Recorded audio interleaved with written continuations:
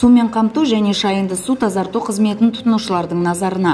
Қазақстан Республикасы Су кодексінің нормалары мен қағидаларына және басқа да нормативті құқықтық құжаттарға сәйкес суды есепке алу құралдарын тексеру аралық интервалға сәйкес жүргізілуі тиіс.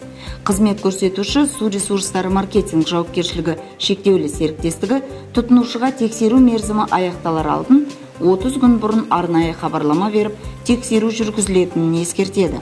Құрметті тұтынушылар, су ресурстары маркетинг жауапкершілігі шектеулі серіктестігінің бақылаушы инспекторлары тұтынушыларға бір ай ішінде суды есепке алу құралын тексеру қажеттігі туралы хабарлама береді. Сізден осы хабарламаны елеусіз қалдырмай, аталған қызмет көрсетуге лицензиясы бар арнайы кәсіпорын мекемелерге хабарласуларыңызды сұраймыз.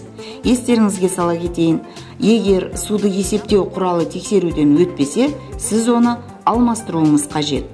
Егер тұтынушы су есептегіш құралын тексеру туралы хабарламаны елемесе және көрсетілген 30 күн ішінде тексертпесе, Қазақстан Республикасы ұлттық экономика министрлігінің 2019 жылғы 24 маусымда бекіткен үлгілік шартының 20 тармағына сәйкес, тексерудің белгіленген мерзімі өткеннен кейін есептеу құралы техникалық талаптарға сәйкес келмейді деп табылып, коммерциялық есептен автоматты түрде алынады.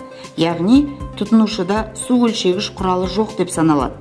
Келесі айда тұтынылған қызмет үшін есептеулер соңғы 3 айдағы шығыстың орташа көрсеткішімен жүргізілетін болады. Ал ай аяқталғаннан кейін ауыз су беру тоқтатылады. Өйткені үлгілік шарттың 27 тармағына сәйкес тұтынушының суды есептегіш құралы болуы керек.